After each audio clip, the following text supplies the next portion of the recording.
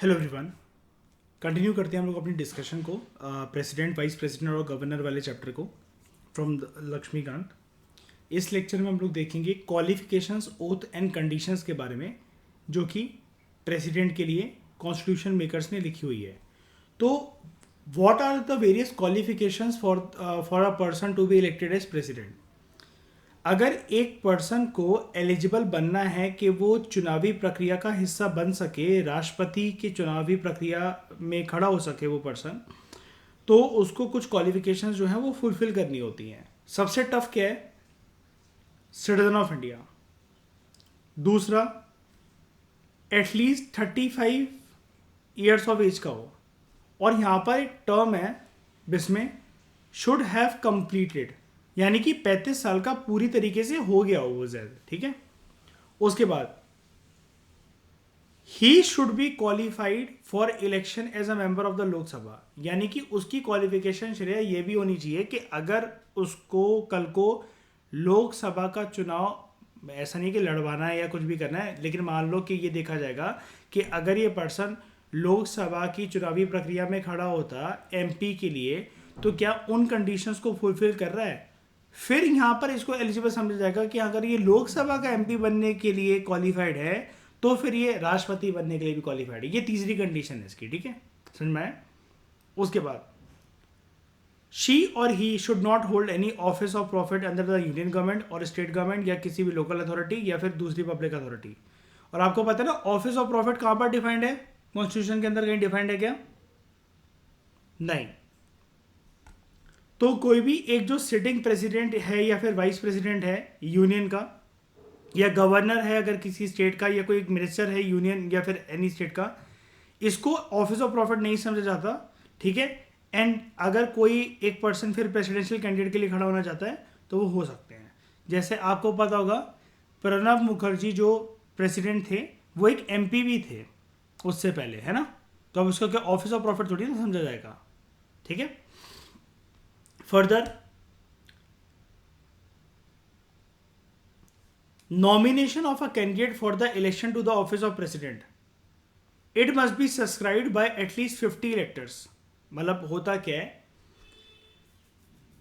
जैसे आप मतलब प्रेसिडेंट की पोस्ट के लिए खड़े होना चाहते हो, आप भी हो सकते हो अगर आप ये कंडीशन फुलफिल करते हो। ऐसा कोई कंडीशन नहीं है कि अगर आपकी जान पहचान हो कुछ भी हो आप निर्दलीय भी खड़े हो सकते हो। बताओ जब नहीं हो सकते क्या? कोई पार्टी वार्टी का कोई यहाँ पर तो क्राइटेरिया है ही नहीं, है ना। अब यहां पर मुझे कोई ये वर्ड बता सकता है 50 इलेक्टर्स जो हैं as proposers and 50 electors as seconders, इसका मतलब क्या होता है?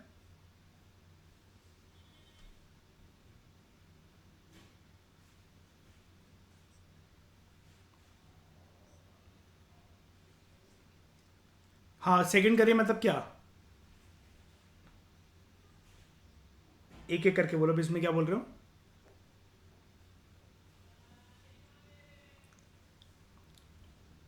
हाँ, उनके प्रस्ताव को स्वीकार करें। बेसिकली वो शुरू में 50 जो है वो ये बोले कि हाँ ठीक है हम प्रपोज कर रहे हैं, ये पर्सन ठीक है खड़ा हो सकता है। और बाद में वो क्या बोल रहे हैं कि जिन्होंने ये प्रस्ताव रखा है 50 लोगों ने, अन्य 50 लोग पहले वाले 50 लोगों के उस प्रस्ताव को, उस डिसीजन को स्वीकार करें। क्या मैं ऐसा बोल सकता हूं? है ना। आपको उसके बाद एक सिक्योरिटी रखनी पड़ती है आरबीआई के पास 15,000 की। इसी को कहते हैं ना, किसी भी चुनावी प्रक्रिया के अंदर अगर आप खड़े होते हो ना, जैसे आप एमपी के लिए, विधायक के लिए, हर एक इलेक्शन क्राइटेरिया के लिए अलग सिक्योरिटी अमाउंट होता है डिपॉजिट। ये 15,000 क्या होगा? जब्त हो जाएंगे। इसको कहते हैं ना जमानत जब्त हो जाना, है ना। Security deposit is liable to be forfeited. अगर एक कैंडिडेट फेल कर गया, 1/6 वोट्स भी अगर वो सिक्योर नहीं कर सका तो जमानत जब्त हो जाएगी। क्यों? क्योंकि ऐसे तो कोई भी खड़ा हो जाएगा और ये फिर टाइम वेस्टिंग बात नहीं बन जाएगी हमारी डेमोक्रेसी के लिए। 1997 से पहले क्या होता था? Number of proposals and seconders was 10 each. अब कितना है? 50। और अमाउंट पहले देना पड़ता था 2500। अब कितना सिक्योरिटी डिपॉजिट? 15,000। 1997 में ये इसलिए इंक्रीज कर दिया गया था ताकि जो नॉन सीरियस कैंडिडेट है उनको डिस्करेज करा जा सके।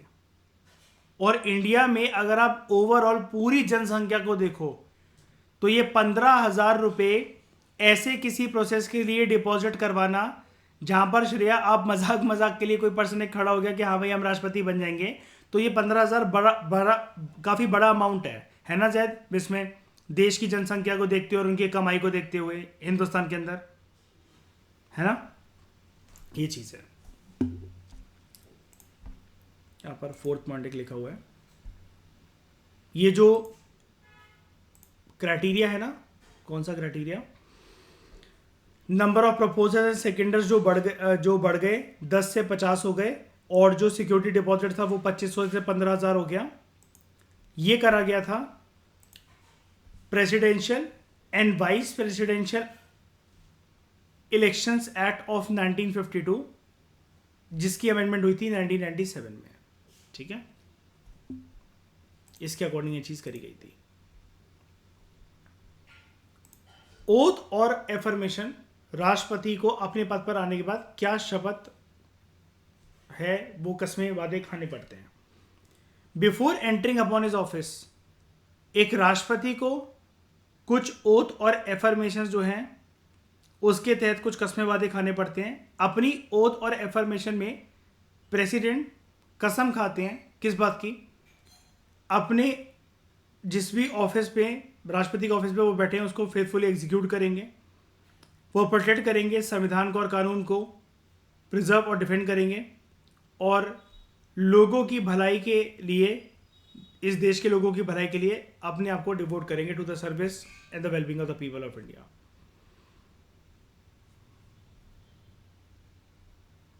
तो फर्स्ट प्रेसिडेंट कौन थे हमारे देश के,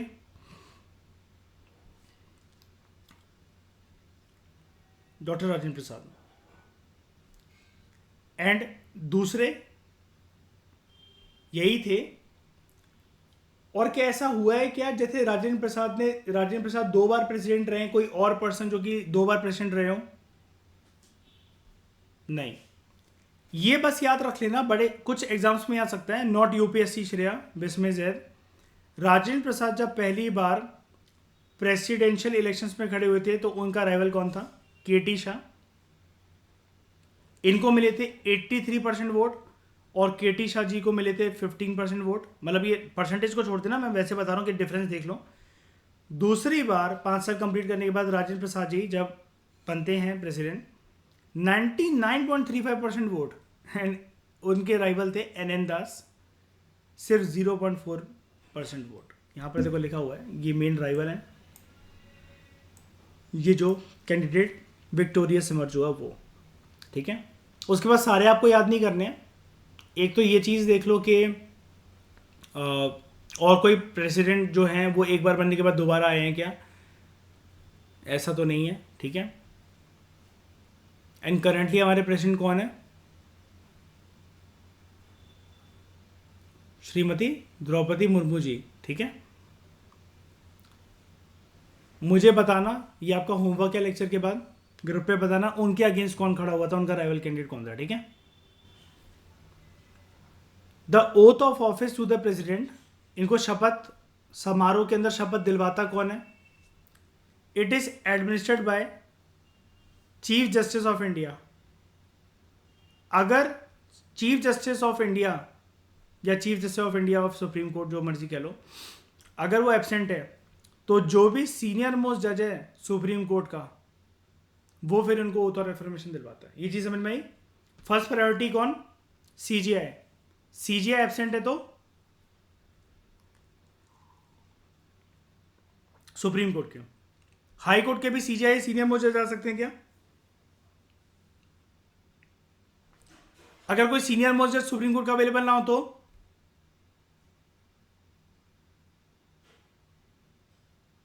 अरे ऐसा कैसे हो सकता है श्रेया? अरे कोई तो, मैं कह रहा हूं 2 लोग भी होंगे तो उनमें से कोई तो सीनियर होगा। जैसे मैंने मान लो एक एग्जांपल दे रहा हूं, एक 10 साल का कोई एक पर्सन है कहीं पर किसी एक जगह पर, एक 9 साल का कोई पर्सन है। अब आप कहो कि मुझे सीनियर मोस्ट कोई पर्सन चाहिए, तो आप 2 ही लोग बैठे हो, तो आप इसको सीनियर मोस्ट किसको कहोगे, 10 साल वाले को, 9 साल वाले को? 10 साल वाले को।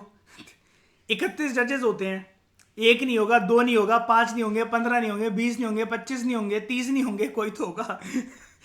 इतना भी खाली थोड़ी ना पड़ गया जुडिशरी। श्रेया कह रही दे नहीं रखा है। अच्छा, any other person acting as president, या जब वो डिस्चार्ज कर रहे हो फंक्शंस ऑफ द प्रेसिडेंट, वो भी सिमिलर तरीके की ओथ और एफर्मेशन लेते हैं, उनको लेनी पड़ती है, ठीक है, ताकि वो अपनी वही ऑफिस को अच्छे से मतलब एग्जीक्यूट कर सके, पावर्स एंड फंक्शंस को, संविधान के जो कर्तव्य हैं उनका पालन कर सके, वो सब, ठीक है। What are the conditions of president's office? राष्ट्रपति बन गए, शपथ समारोह के अंदर कस्में वादे सब खा लिए, अब अपने ऑफिस के अंदर एंटर कर गए। कंडीशंस क्या है? कॉन्स्टिट्यूशन ले डाउन करता है कुछ conditions for the office of the president. Number 1, अगर कोई पर्सन राष्ट्रपति है ना, वो किसी भी हाउस ऑफ द पार्लियामेंट जो है, लोकसभा या राज्यसभा, उसका मेंबर नहीं होना चाहिए। यानी कि क्या नहीं होना चाहिए? एमपी नहीं होना चाहिए, और कोई भी हाउस होगा स्टेट लेजिस्लेचर का, वहां पर भी उसका मेंबर नहीं होना चाहिए। इसका मतलब क्या? ना ही एमएलए होना चाहिए, ना ही एमएलसी होना चाहिए। If any such person is elected as the president, मान लो कोई एक एमपी जो है, जैसे प्रणब मुखर्जी एमपी थे, वो प्रेसिडेंट बन गए, या कोई पर्सन एक एमएलए एमएलसी था, वो राष्ट्रपति बन गए, उनको अपनी जो सीट है, ठीक है, if a person is elected as president, he और she is deemed to have vacated his seat in that house on the date on which he enters upon his office as president. मतलब जिस भी दिन उन्होंने राष्ट्रपति पद की बागडोर संभाल ली है, जिस भी हाउस के वो मेंबर थे, चाहे स्टेट लेजिस्लेचर चाहे पार्लियामेंट, वहां पर उनको अपनी सीट वेकेट करनी पड़ती है, छोड़नी पड़ती है, ठीक है। उसके बाद शी और he must not hold any office of profit. तीसरी चीज, president is entitled without payment of rent to the use of his official residence. Without payment of rent का मतलब क्या है? पैसे नहीं देने पड़ते। और क्या है इनका official residence? Rashtrapati Bhavan, okay. और एक दिखाता हूं मैं आपको,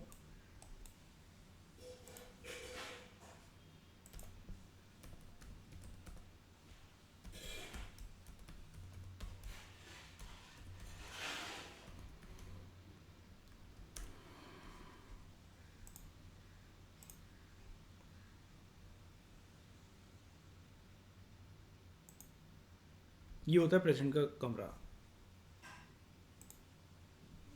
राष्ट्रपति भवन के अंदर।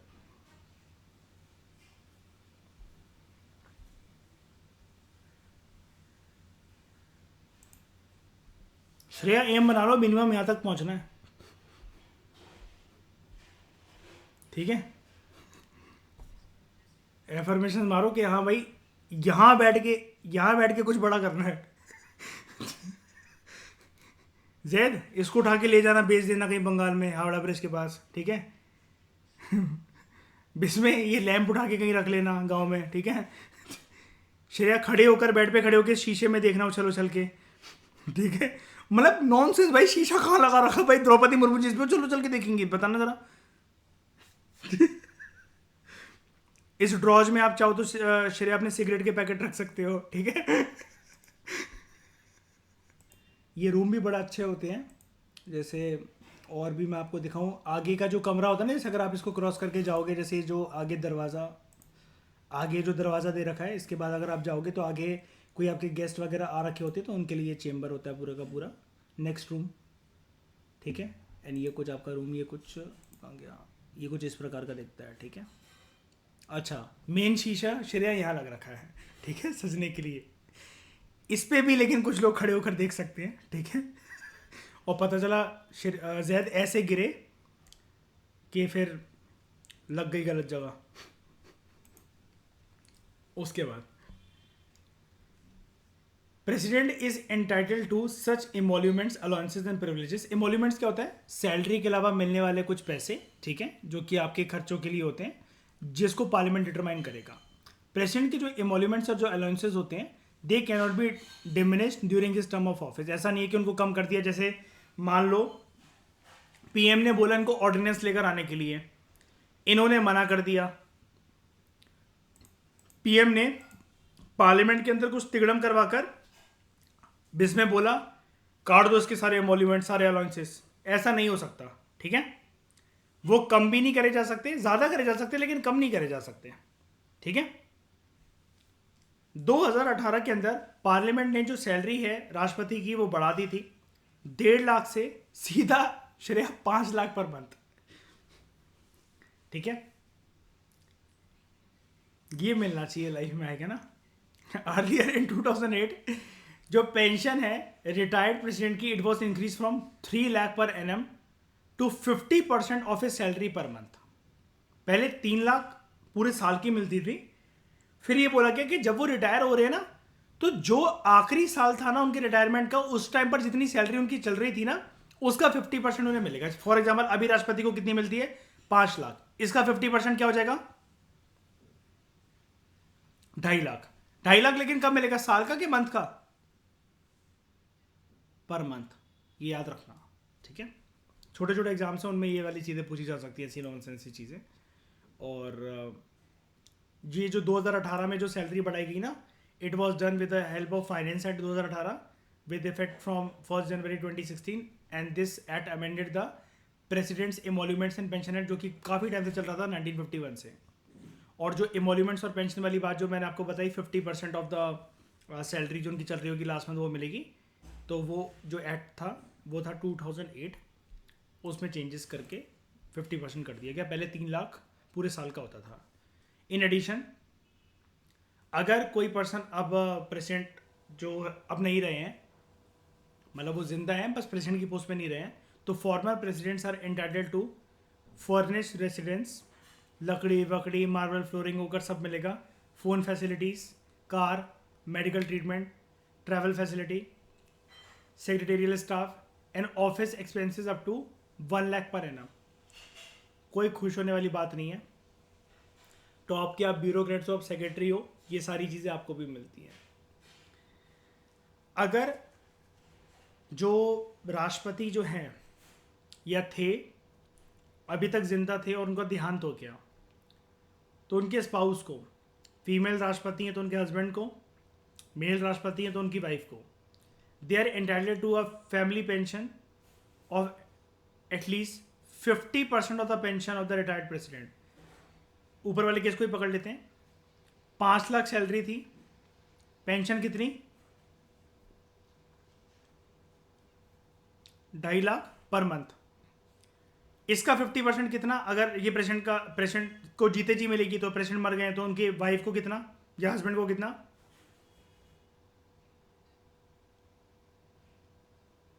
अब सोच के देखो श्रेया, फीमेल प्रेसिडेंट वो नहीं रही, हस्बैंड को मिल रहे 1,25,000 पर मंथ, हस्बैंड ने जैद इसी जोश में दूसरी शादी कर मारी, मोर देन नफ पैसे, ठीक है। Offer retired president, furnace residence, phone facility, car, medical treatment, travel, secretarial staff, office expenses उन स्पाउस को भी मिलते हैं 20,000 पर मंथ। क्या ज्यादा ये सब छीन ले जाएंगे उनसे? क्या अब आपके हस्बैंड नहीं रहे, वो प्रेसिडेंट थे, या वाइफ नहीं रही, निकलो चलो यहाँ से? बताओ, वो टेबल कुर्सियां उठा के ले जाएंगे उनसे? चाय का प्याला छीन लेंगे? बिल्कुल नहीं, ठीक है। ऐसा क्यों नहीं करते हैं श्रेया?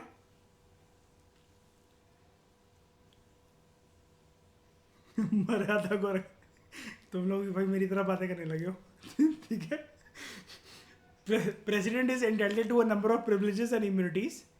वो एंजॉय करते हैं personal immunity from legal liability for his official act. इसका मतलब क्या है? अगर जब तक वो प्रेसिडेंट हैं 5 साल के लिए, वो किसी भी बिल पे साइन करते हैं, कुछ भी वो बोलते हैं, तो क्या उनकी कोर्ट में पेशी हो सकती है क्या? नॉर्मल मतलब अगर वो एडमिनिस्ट्रेशन वाला काम कर रहे हैं, ठीक है, बताओ हो सकता है क्या? नहीं। प्रेसिडेंट को तो बल्कि इतनी इम्यूनिटी है जैद दैट शी और he is immune from any criminal proceedings also, even in respect of his personal acts. मतलब प्रेसिडेंट की मर्यादा, प्रेसिडेंट के पद की मर्यादा तो छोड़ो, पर्सनल जिंदगी में भी अगर कुछ कर रखा है, तो अगर क्रिमिनल प्रोसीडिंग जो है उससे भी वो इम्यून है during his term of office. यानी कि he can not be arrested और इम्प्रिजन एट दैट टाइम। लेकिन ऐसे तो फिर पर्सन श्रेया मर्डर करके आए, आराम से सो जाए इस बेड पे, शीशा देखते देखते खुश होता रहे, बिस्लरी का पानी पीता रहे, उछलता कूदता रहे इधर उधर, है ना। लेकिन होता क्या है, आफ्टर गिविंग 2 months नोटिस, अरे एक्चुअली जब मैं टॉपिक्स को प्रिपेयर करता हूँ ना जैद इसमें श्रेया, तो मैं एक्चुअली ऐसे ही करता हूँ। देखो इतना सारा कंटेंट होता है, अभी याद रखने को कुछ तो कुछ चाहिए होता है, तो मैं सोचता हूँ मेरे, है ना, तो मैंने कहा भाई मटर वटर कर आया, सोचता रहा प्रेसिडेंट जैद आराम से सो रहा है इस कमरे के अंदर, इसके टेबल के नीचे, बेड के नीचे, शीशा देख रहा है, वाह आई एम प्रेसिडेंट, मैं तो कुछ भी कर सकता हूँ, किसी को भी उठा लो, कुछ भी कर लो, आराम से सो रहा है मस्त लैंप जलाकर, सोफे पे बैठ के यहाँ पर पैर रख के प्लानिंग चल रही है, अगला टारगेट कौन, ठीक है, आई एम प्रेसिडेंट, मुझे कोई नहीं छेड़ सकता। ठीक है, डॉन की तरह बैठ के यहाँ पर वो प्लानिंग चल रही है, वाइट कॉलर क्राइम करेंगे। लेकिन प्रेसिडेंट एक चीज भूल जाता है, that after giving 2 months notice, civil proceedings can be instituted against him or her during his term of office in respect of his personal acts, सिर्फ और सिर्फ पर्सनल एक्ट्स के लिए। ऑफिशियल एक्ट जो है ना, उससे तो लीगल लाइबिलिटी एंड इम्यूनिटी मिल रखी है। पर्सनल एक्ट मतलब प्रेसिडेंट के पद पर रहकर जो पावर्स एंड रिस्पॉन्सिबिलिटीज जो थी वो कुछ भी करे, किसी बिल को साइन कर दिया, ज्वाइंट सेटिंग बुला ली, कुछ भी कर दिया, मनी बिल को इंट्रोड्यूस करने से मना कर दिया, जो भी मतलब क्राइटेरिया है, तब तो कुछ भी नहीं हो सकता, किसी कोर्ट में पेशी या कोई सुनवाई कुछ भी नहीं हो सकता। वो अलग बात है कि पार्लियामेंट खुद देख लेगा, इम्पीचमेंट का प्रोसीजर अभी हम पढ़ेंगे, वो खुद देख लेगा पार्लियामेंट। लेकिन पर्सनल कैपेसिटी के अंदर अगर कुछ करके आ गया प्रेसिडेंट या आ गई, और फिर जाके इस रूम में अगर एंजॉय कर रहे हैं वो कि मेरा तो कोई कुछ नहीं कर सकता, सोफे पे बैठ के प्लानिंग, बेड पे बैठ के प्लानिंग, शीशे के सामने बैठ के प्लानिंग, तो 2 month का एडवांस नोटिस देकर उनको बोला जा सकता है कि बेटा आ जाना, 60 दिन का समय दे रहे हैं आपको, वैसे बोलना नहीं चाहिए मुझे 60 days, 2 months is not equal to 60 days, कि 2 महीनों का आपका समय दे रहे हैं, प्यार से चले आना, वरना फर्स्ट सिटीजन की भी पैंट उतारना आती है हमें। कौन बोलेगा ये? कोर्ट, सुप्रीम कोर्ट या कोई भी हाई कोर्ट। तो इस डिस्कशन में फिलहाल इतना ही। Thank you very much for discussion.